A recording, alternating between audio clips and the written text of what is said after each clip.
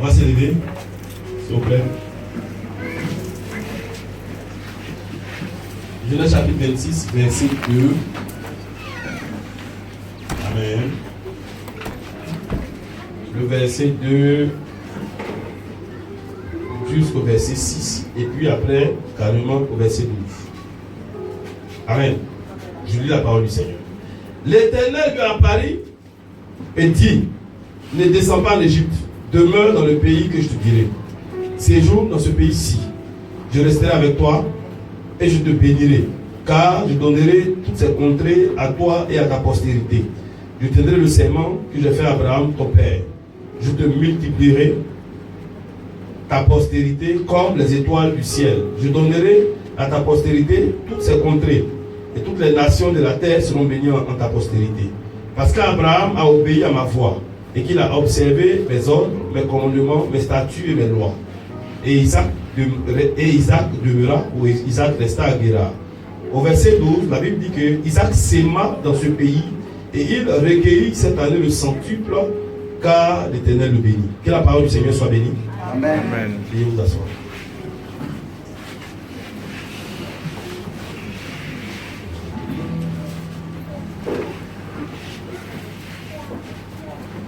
Alléluia. Amen. Comment devenir prospère selon la Bible?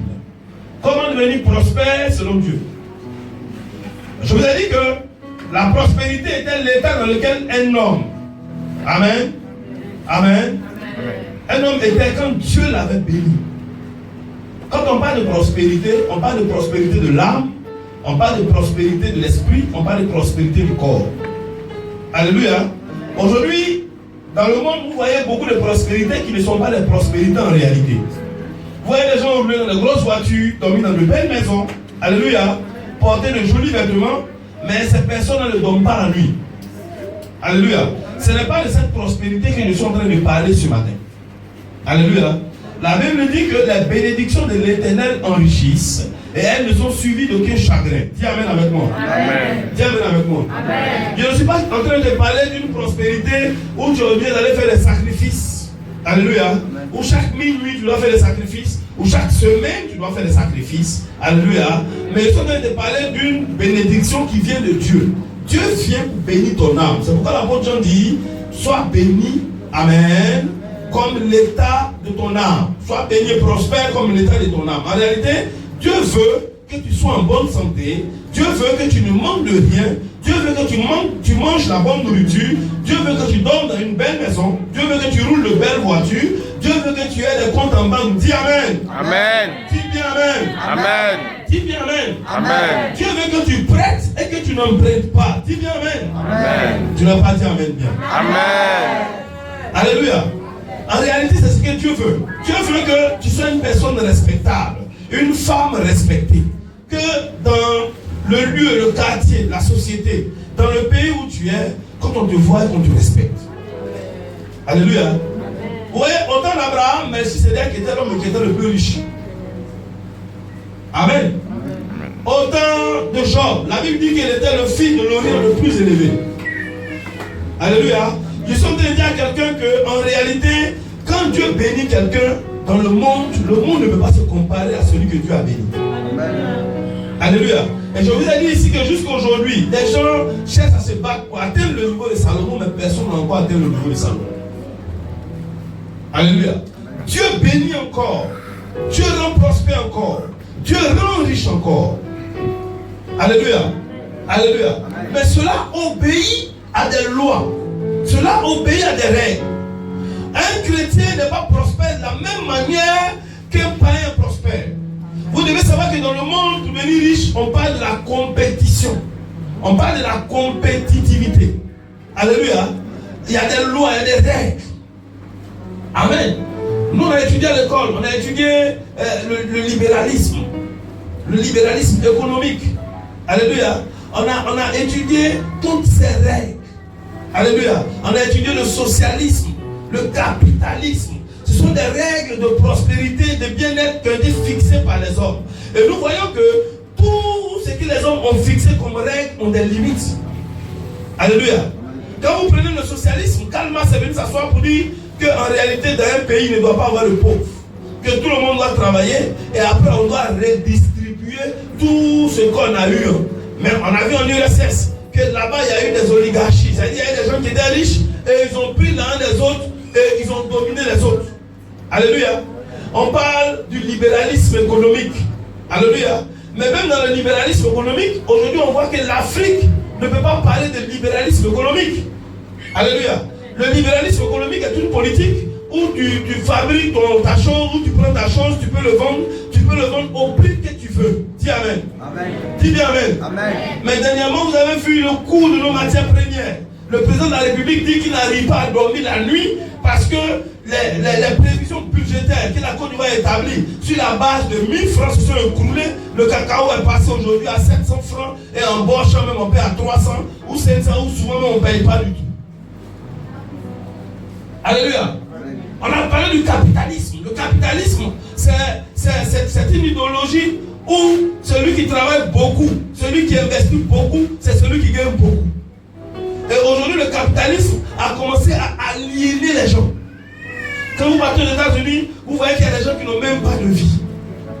Alléluia. Parce que le capitalisme introduit ce qu'on appelle la société de crédit. Quand vous allez partir en France, je prie le Seigneur pour vous, aux États-Unis, vous allez voir ce qu'on appelle des cartes de crédit. Où tu as des cartes, où tu vas aller prendre le carburant en crédit, où tu vas aller au restaurant en crédit, où tu peux dormir dans un hôtel à crédit, où tu peux faire tel chose à crédit. Aujourd'hui, on pousse les gens à ne plus avoir de cash dans leurs mains. Si tu as même des cash, tu deviens un homme suspect. Alléluia. On pousse les gens à créer des entreprises. Parce qu'on s'est dit que dans la libre entreprise, c'est là que les gens vont prospérer. Et nous avons vu des gens qui travaillent 24 heures, qui travaillent 20 heures sur 24 heures, mais ces personnes n'ont pas encore atteint le niveau élevé. Ces personnes souffrent. Et cela commence à créer ce qu'on appelle le stress. Vous voyez en Europe, vous pouvez aller par exemple à une gare de métro et voir quelqu'un courir, aller se jeter en bas du métro. Alléluia. Pourquoi? Aux États-Unis, vous avez vu, lorsqu'il y a eu la difficulté au niveau du logement. Amen. Les gens ont perdu leur maison. Dans le système capitaliste, ils sont allés, ils ont fait des crédits pour leur maison et ils étaient en cessation de paiement. Ils se sont retrouvés dehors avec leur famille. Et vous voyez, dans le monde, il n'y a pas de pitié. Alléluia. Les plus forts mangent les plus faibles. On nous a fait croire que pour être béni, il fallait aller à l'école, il fallait avoir beaucoup de diplômes, beaucoup de connaissances. Alléluia. Et aujourd'hui, beaucoup de personnes qui ne vont plus partir à l'école se disent que leur vie est finie parce qu'ils ne sont pas allés à l'école. Aujourd'hui, même l'église évolue selon les standards du monde. L'église évolue selon les standards de la société. La société devait évoluer selon les standards de l'église. Mais c'est nous qui copions aujourd'hui le monde. Alléluia. Aujourd'hui, vous allez trouver à l'église que quand dimanche, les gens doivent venir à l'église pour adorer Dieu selon la parole de Dieu. La Bible dit quoi? La Bible dit que Dieu a travaillé 6 jours. Et le 7e jour, il s'est reposé de ses œuvres. Dieu aime le travail, mais Dieu aussi aime qu'on adore. Dieu aussi aime qu'on glorifie, qu'on sanctifie son nom. Aujourd'hui, ces systèmes ont fait que même dans l'église, il y a des gens qui travaillent le dimanche. Parce que s'ils ne travaillent pas le dimanche, ils ne peuvent pas avoir leur paix. Amen. Alléluia. Amen. Alléluia. Aujourd'hui, l'église évolue selon les standards du monde. Quand on dit on a qu'un tel jour, les gens ne peuvent pas venir. Parce que beaucoup disent, ah non, moi, je dois aller au travail. Je dois aller faire telle chose. Pourquoi? Parce qu'on ne fait plus confiance à Dieu dans notre marche. Mais aujourd'hui, le travail est devenu notre Dieu. Ah oui. En Europe, si tu parles avec un blanc, son travail c'est son Dieu. Dieu a créé l'homme pour qu'il travaille. Tu n'as pas créé le travail pour l'homme. Parce qu'à l'origine, Dieu lui-même a tout créé. Il a placé l'homme dans un cadre que pour l'entretenir. Alléluia. Alléluia. Amen. Alléluia. Amen. Oh, tu ne dis pas bien Amen, c'est Amen. Et aujourd'hui, l'église n'a pas compris le fonctionnement de Dieu en ce qui concerne le travail. Alléluia. Tellement on n'a pas compris le fonctionnement de Dieu, aujourd'hui les chrétiens sont les plus pauvres. Alléluia. Parce que non seulement nous avons reçu l'évangile de nos pères, où il y avait beaucoup de paresseux dedans. Nos pères, certains qui n'avaient rien compris, certains qui pensaient que quand on devenait chrétien, il fallait tout abandonner. Alléluia. Alléluia. Amen. Alléluia. Amen. Et aujourd'hui, tu regardes dans les églises, même si tu demandes quel est le diplôme le plus élevé, tu es incapable même d'avoir même un bac. Amen. Tu regardes dans les églises, il n'y a pas de bac. Si tu demandes, il y a combien de personnes qui ont bac, c'est qui vont lever les mains n'arrivent pas à toi. Alléluia. Parce que beaucoup n'ont pas compris que Dieu aime ceux qui travaillent. Alléluia. Beaucoup n'ont pas compris que Dieu a créé un créneau pour que ses enfants puissent travailler, mais pour que ses enfants puissent devenir prospères. Alléluia. Aujourd'hui dans l'église, vous voyez des gens, ils se mettent en groupuscule, ils se mettent en foyer. Et vous voyez, ça ne fait que parler. Pourquoi? Parce que la misère est établie dans l'église. La pauvreté est établie dans l'église. Et quand on dit telle personne a fait une offrande, les gens sont stupéfaits, les gens sont étonnés. Alléluia. Quand il y a eu tout à l'heure, maman quand on a eu 600 000, c'est que les gens ont crié chier. Parce que pour eux, les 600 000, c'est l'argent de toute leur vie pour faire leur commerce. Donc beaucoup ne peuvent pas comprendre que quelqu'un peut faire une offrande comme ça à Dieu. Alléluia. Parce que l'église est devenue pauvre.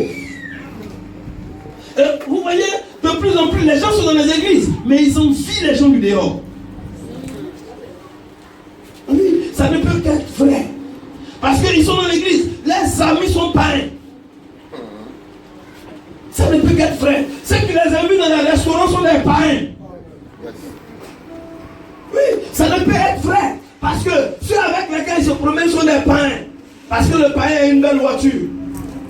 Et aujourd'hui, quand quelqu'un arrive à l'église et que cette personne a une belle voiture, on est étonné. Souvent on se demande est-ce qu'ils ne font pas de la drogue. Alléluia.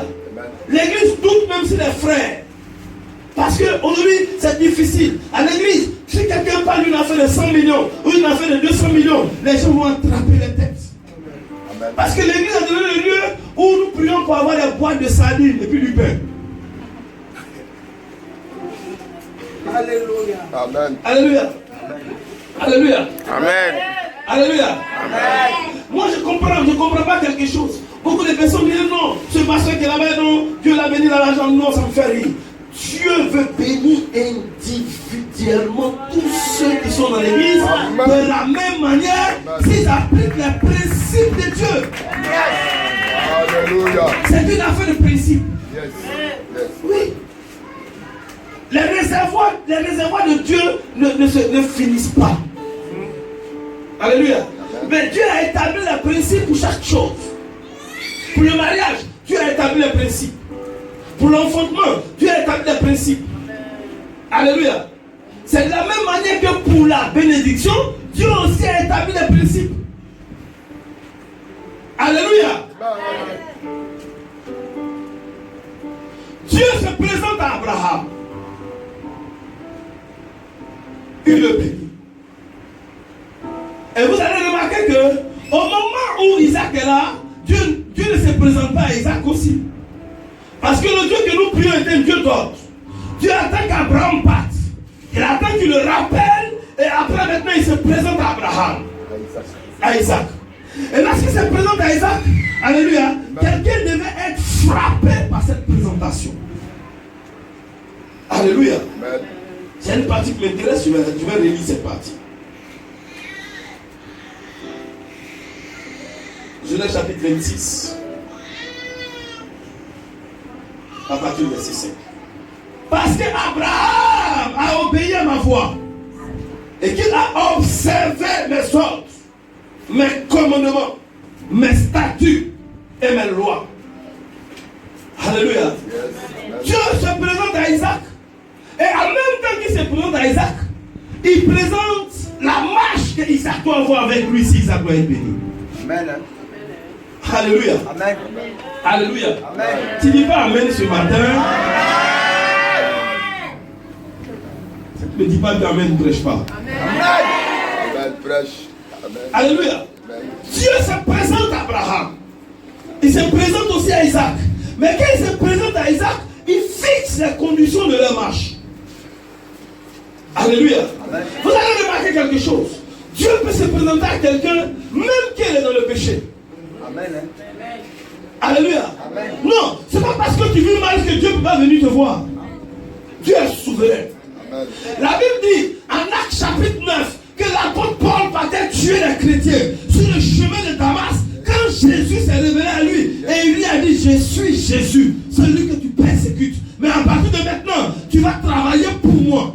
Et tu ne pourras pas réjamber comme les aiguillons. C'est-à-dire que ce que je suis en train de te dire, tu ne pourras pas refuser. Tu es contraint d'accepter cela. Et pour voir que tu es contraint, tu es frappé d'aveuglement. Et la Bible dit que l'apôtre Paul est sorti de là, confus, mais il avait perdu la vue. Alléluia. Amen. Aujourd'hui, nous voulons que Dieu nous bénisse, mais nous refusons les conditions de la marche. Abraham a accepté mes commandements. Yes. Abraham a mis en pratique mes lois, mes statuts. Et c'est pourquoi je l'ai béni. Alléluia. Amen. Quand Dieu se présente à un de ses enfants, Dieu aussi présente les conditions de la marche. Amen. Beaucoup d'enfants de Dieu ne sont pas bénis parce qu'il veut que Dieu les bénisse, mais à leurs conditions. Touche quelqu'un, il faut le demander, c'est pas de toi le pasteur parle. Touche-le bien. Alléluia. Non, parce qu'il faut que tu le touches. Pourquoi? Parce qu'il vient à l'église quand il veut. S'il veut, il vient en l'heure. S'il veut, il vient en l'état. Il est dans l'église, il n'appartient à aucun département, il s'en fout. Alléluia. Alléluia. Il ne fait pas offrande, il s'en fout. S'il a trop fait offrande, c'est différent. Dans tous les cas, c'est un message où tu vas comprendre. Alléluia. Alléluia. Amen. Beaucoup de personnes disent: moi je suis chrétien catholique, moi je suis chrétien évangélique, moi je suis chrétien protestant. Mais quand tu les vois, tu les retrouves, ils sont avec des païens. Vous les revendiquez, non. Mais le nom que vous revendiquez, vous refusez ce qui va avec ce nom. Alléluia. Amen. Alléluia. L'église est faible parce que l'église dit simplement le nom du Seigneur, mais sans mettre en application ce qui fait la force de la chrétienté.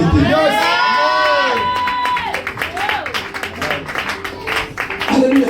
Aujourd'hui, nous sommes dans une église où nous ne voyons plus les signes, où nous ne voyons plus les miracles. Et nous nous disons que Dieu s'est éloigné de nous. Nous disons que nous sommes dans une église impotente. Nous sommes dans une église où il n'y a plus la révélation, il n'y a plus la gloire de Dieu. Mais nous devons nous mettre en cause. Est-ce que ce que nous faisons est agréable aux yeux de Dieu? Amen.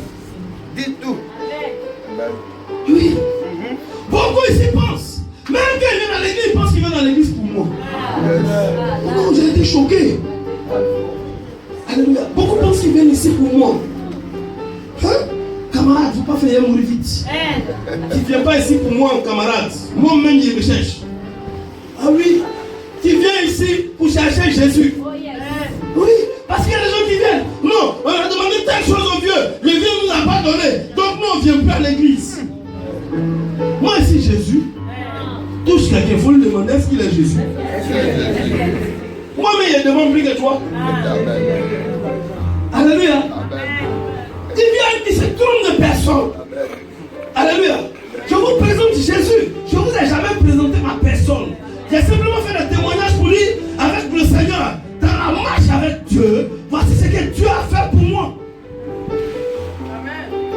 Alléluia. Amen. On ne peut pas dire que nous sommes enfants de Dieu. Nous sommes fils du royaume des cieux sans accepter de mettre en application ce que l'Éternel dit. Et l'église se remplit. Alléluia. Quand tu vois leur visage, on dirait les petits sœurs. Amen. Oui, les visages, ils sont tout beaux, ils sont tout mignons. Mais quand ils vont sortir d'ici, ils vont aller dans les ghettos pour aller fumer drogue. Ils vont aller dans les bars pour aller boire bière. Après, ils vont commencer à être des lesbiennes et des pédés entre eux. Alléluia. Et puis demain matin, ils vont venir s'asseoir ici. Ils commencent à prier pour que il y a des gens qui ont la bouche soit penchée. Ta bouche va se pencher à l'église.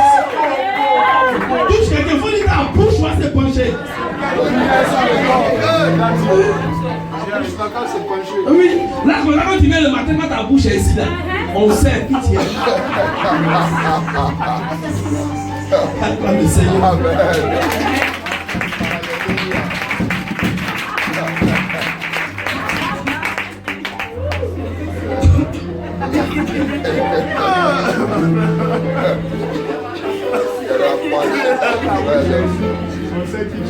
Alléluia. Oui. Beaucoup d'hommes parlent de Jésus. Beaucoup d'hommes parlent du Seigneur. Mais en réalité, sans connaître le Seigneur. Alléluia. Oui. Vous ne pouvez pas dire que vous avez un fiancé. Et puis vous ne connaissez pas le fiancé. Où est mon fils Joël? C'est de quoi il parle? Où est? Hein? Acclame Jésus très fort. Alléluia. Amen. Oui. Elle, c'est ma femme. Je sais ce qu'elle aime. Je sais ce qu'elle n'aime pas. Si elle veut qu'elle s'énerve tout de suite, elle va s'énerver tout de suite. Si elle veut qu'elle sourit tout de suite, elle va sourire tout de suite. Alléluia. Mais vous ne pouvez pas dire que vous avez une marche avec quelqu'un et vous ne connaissez rien en ce qui concerne la personne. Comment ça peut marcher? Alléluia. Mais oui, parce qu'il y a beaucoup d'hommes, je les ai vus ici s'élever. Non, on fait telle chose. Et puis paf, justement il a dit attends un peu, on va prier. Attends un peu. Calme-toi un peu, on réfléchit, on voit les dépenses, on voit le contour. Non, j'ai trop les dépenses, j'ai trop les gnéniens. Et puis paf, on s'est mis dedans. Et puis après, pouf, on est revenu. On va savoir comment Dieu fonctionne. Alléluia. Alléluia. Amen. Alléluia. Amen. Si tu ne sais pas qui est ton Dieu, comment est-ce que ça peut marcher? Beaucoup disent, ah, le petit brouteur là, vraiment ça marche pour lui. Le petit brouteur là, quand on lui dit faire sacrifice à 2h du matin, il ne fait pas ça à 1h59, il ne fait pas ça à 2h01, il fait ça à 2h00. Alléluia. Une fois j'avais rencontré un jeune brouteur qui faisait le tour de voiture. Et il dit, il a loué sa voiture à un député. Et quand il a loué sa voiture au député, les gens sont allés voler la voiture sur le député. Alléluia. Donc il dit, lui, le petit brouteur, il dit que pour lui, il ne doit pas à l'étranger. Même si tu veux être le président de la République, lui, sa voiture va sortir. Et ça, vous savez ce qu'il a fait? Il dit, son féticheur là, quelque part en brousse là-bas, lui, il allait dormir sur le gars 14 jours. Le gars, il est devenu 2 moutons. Et il est parti avec 2 moutons, il a dormi 14 jours. Et le gars lui a dit, quand tu répares tel jour, ta voiture, là, celui qui a volé, là, il va prendre ma venir. Amen. Et le jour, il l'a vu. Effectivement, il venait récupérer sa voiture. Regardez comment les païens obéissent à les dieux. Regardez comment les satanistes obéissent à les dieux. Alléluia. Amen. Moi, j'étais au Gabon. Et je parlais avec un ami, entraîneur de foot. Et il m'a dit, il y a un entraîneur pour avoir un poste d'entraîneur. Il allait voir un féticheur, le féticheur lui a dit, sacrifie ton fils. Il a pris son fils, il a sacrifié pour avoir le poste. Ah, beaucoup d'hommes ouvrent leur bouche ce matin. Vous n'avez pas encore ouvert votre bouche. Attendez d'abord. Vous dites que vous êtes chrétien. Alléluia. Amen. Mais ce matin, là, si on ouvre votre ventre, je ne suis pas sûr qu'on va voir le mot chrétien écrit. Si on ouvre votre poitrine, je ne suis pas sûr qu'on va voir ça écrit ça sur votre poitrine. Parce que si vous dites que vous êtes chrétien, la première caractéristique qui fait de quelqu'un chrétien, c'est d'abord la sanctification.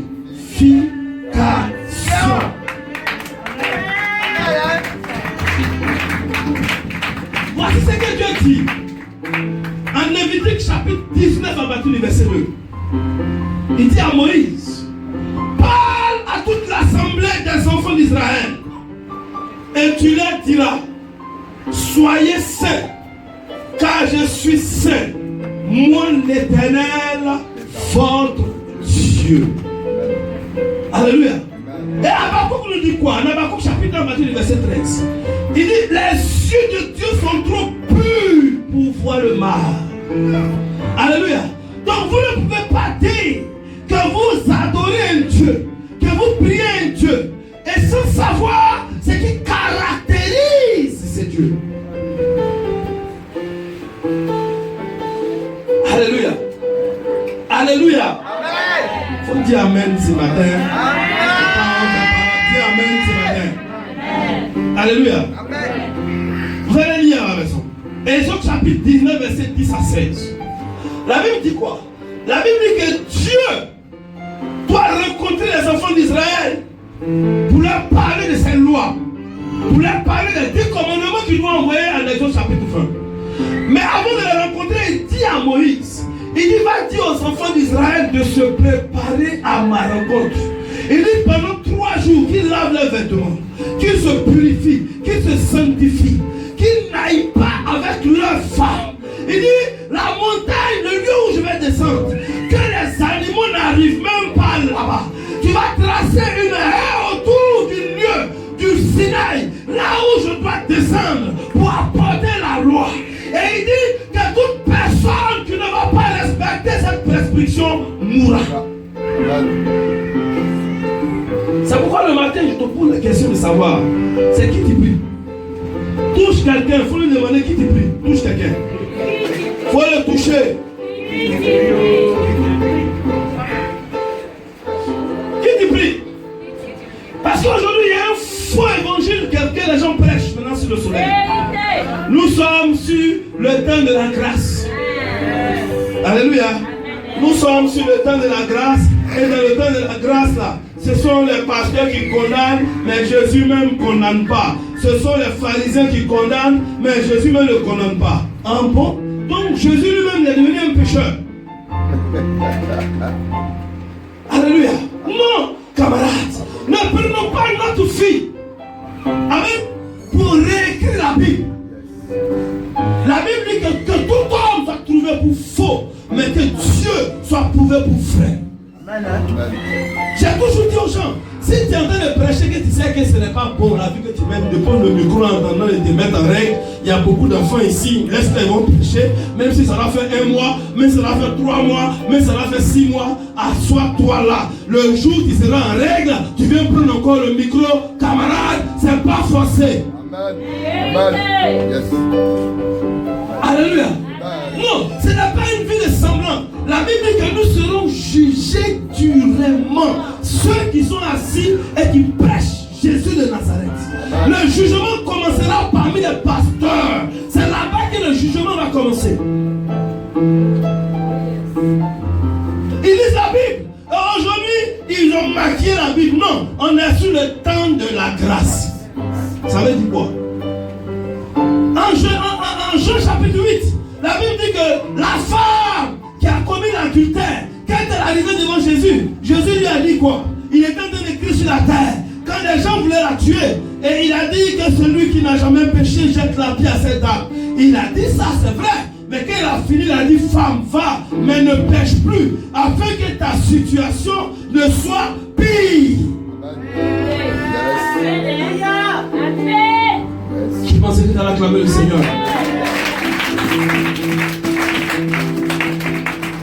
On ne comprend plus le temps de la grâce. Écoute-moi. Le temps de la grâce veut dire que quand tu pêches, tu as la possibilité de demander pardon à Dieu. Parce que sur la loi, quand tu péchais, tu devais mourir automatiquement. Mais quand tu pêches là, va vite, demande pardon. Et puis reviens. Mais ne commets plus l'acte que tu as posé. Parce que la vraie repentance, c'est de ne pas repartir là où nous sommes tombés. Parce que si nous disons, nous faisons une repentance et nous repartons au péché, la Bible dit, après avoir connu la vérité, il n'y a plus de pardon pour celui qui commet encore le péché. Non, on est sous la grâce. C'est quoi la grâce? Donc Jésus c'est un pécheur. La Bible dit que Jésus a regardé le pharisien. Il a dit, regardez-moi, qui peut me convaincre de pécher? À moi, il n'y a aucun péché. La Bible dit, il est semblable à un agneau sans tache, ni ride. En lui, il n'y a aucun péché. Il n'y a aucun péché. Et la Bible dit, celui qui pêche n'est pas de Dieu. Petits enfants, celui qui commet le péché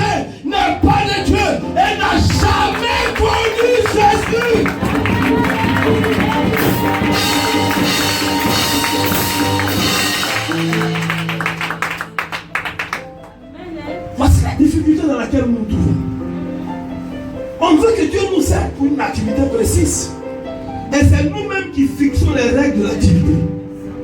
Ça ne peut pas marcher, camarades. Amen. Amen. Non, Seigneur, bénis-moi. Et puis quand elle dit Seigneur, bénis-moi, Amen.